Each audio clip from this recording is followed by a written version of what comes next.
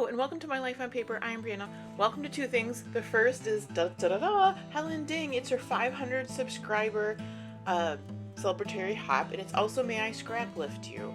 So what? Oh, and this is Helen's layout that I'm going to scraplift in celebration of her 500 subscribers. I will have Helen's information linked below.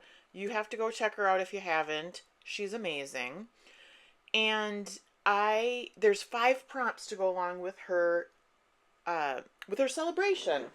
And I kind of forgot about one of the prompts. So I think this is Doodlebug paper that I'm using. I went into my winter iris container, which I haven't been into forever. My kids are young adults. It's not like we're doing winter activities in the snow. These pictures are for New Year's Eve, and they are at Wrigley Field in Chicago. My husband is a huge Cubs fan, and they do this winter, I don't know, celebration thing. So those, I'm pulling out a lot of stuff from close to my heart. Those snowflake stickers. Helen has given us 5 prompts, and one of them I've not totally aware of, but I'll talk about that in a minute. So they were tags, stitching, 2 or more pictures, white background, and then doodling or mixed media. So here's where I figure out, oops, I need to use a white background. And I forgot, I kept thinking it was tags and frames. So here you can see I have frames because it is in on Helen's layout that I'm scraplifting. So here I'm making another frame. I forgot about the stitching. But if you look on those frames that I just cut apart and put on either side of the layout, there is like faux stitching on there. So I have gotten all 5 of the prompts. Not yet, but we'll get there. So like I said, those 2 papers on the left, the pattern paper, are Doodlebug. They don't match exactly with this close to my heart, but the close to my heart ones are kind of like a softer version. So I feel like it still goes with that. I'm going to glue these paper strips down to either side of the striped pattern paper, and then I'll work on getting my pictures glued down, I think. I will do some mixed media on the background. And it's going to be a little bit more than what Helen has on her layout, but it is one of the prompts, so I want to make sure to use that. And here I get my stencil butter out. The three of them are stencil butter, and then the one that's the lighter color is a Vicky Bouton stencil paste. Yeah. So I'll open all 4 of them up. This is a stencil I just got from Hobby Lobby, and I find with the texture paste, I should have used the ink, because right there it slips, and I'm like, oh, I've got this big mess. You know, it wasn't the greatest idea, and I know I'm going to cover some of it up with the pattern paper, and there it is. So now I'm trying to be a little more careful, and I don't want to get what I've used for the texture paste onto this layout, so it's kind of laying off the page on the bottom. Now I'm going to try with purple, and it's kind of going to go the same way. It's a kind of a flimsy stencil, and it's got all these little openings. Oh, and then these what I'm using to apply it, I got these off of Amazon. I'm not sure how I feel about them. They're kind of like I don't know, we always used to call them tongue depressors, like a popsicle stick, but obviously reusable, right? Washable. So there's my second one. It's kind of mushy, but it does give texture. And you know, if it was perfect, how would you know that I did it, right? So I keep trying to make the next one better. So I'm gonna keep the snowflakes to the top of the layout. I figure I can always add more on the bottom, but it also allows me to not overlap the texture paste that's already on the stencil. See, that one's goopy too. Onto the paper. Here I'm trying to keep my fingers away from my nice white paper. And you know what? I end up going with some splatters anyway, so if, you know, the kind of the extra texture paste that gets on there isn't going to be a big deal. So here is I think this is the 4th and final snowflake. This one might turn out best, but I won't make any promises until we see it. You know, I'm trying to be careful that it doesn't lift and get underneath there. Yeah, see, none of them are perfect, but that's okay.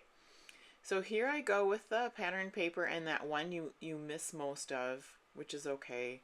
But, and I'll get my frame down. That might move around a little bit, but, and here go the pictures.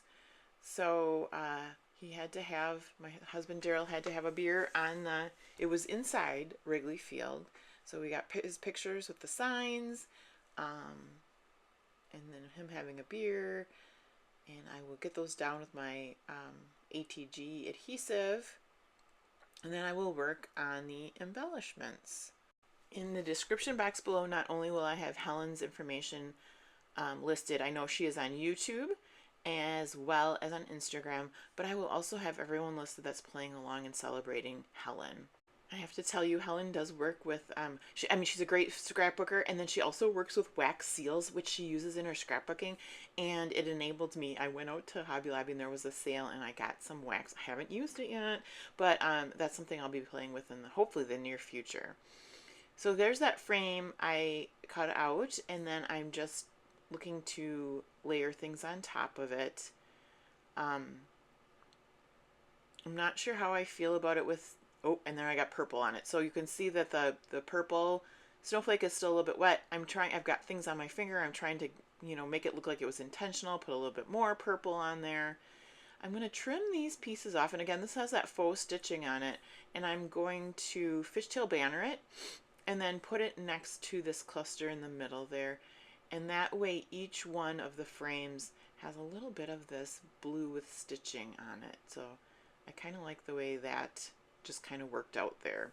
These are those other snowflakes from Close to My Heart, all like 5 of these, and they've been in my collection. Probably was one of the first collections I bought from Close to My Heart when I started selling it. So it's from a long time ago, so I'm very glad to get it on my page.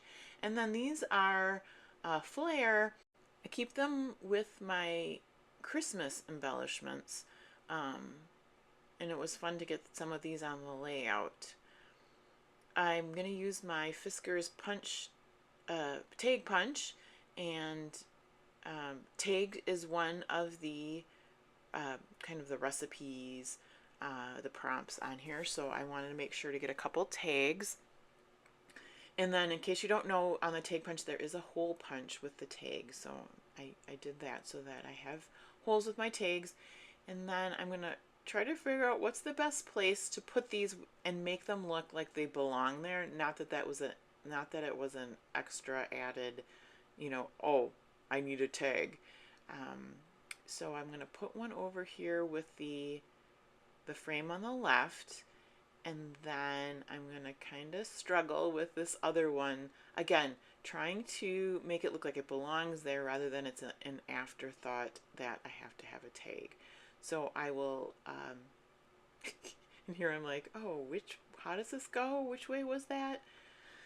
So I'm going to put it back together after I cut it apart, and that's okay. It works slick, and you can make it as long as you want that way too, with it hiding underneath the frame. So I have that little bit of a white space, so I'm going to get that covered up. And I think, I haven't journaled on here, and usually my husband does the journaling, and I think that spot on the bottom there, if you put a little bit of white strips or something over the top, that would be a good spot for journaling. And I'm just trying to figure out how do I cover up these white spots to make that look where the tag was more purposeful, just to make it look more cohesive, I guess. So that's where I move I guess this would be the title. And this is a cut apart I've had for Sweet But Twisted. I don't know that I would call my husband Twisted, but it worked for a title. So, and then Memories, Sweet But Twisted Memories. There you go. I'm not calling him Twisted. The memories are twisted. And here are my Ellie Studio puffy stickers that I always love layering on top of Flair. So those are right next to where I scrapbook so that I can always grab those for the Flair. I have this pink twine. It's a nice light pink twine that I'm going to use. And then I'm going to get one of those snowflake tags into each cluster. And this moves around just a little bit. Again, I'm trying to make things look like they belong there rather than an afterthought of, oh my gosh, I need to put a tag. Yeah. So after getting those 2 tags into my layout, into my clusters, I thought, oh my gosh, these snowflake things are tags. But, that's okay. It needed a little something something there, so it all works out in the end. My last thing I'll do is I'll put these splatters. I have Delusions in grape. I have Delusions in bubblegum pink, and then I have a distress oxide and peacock feathers. Thank you so much for hanging out with me today. I hope you have a fabulous day, and please come back and see me again soon.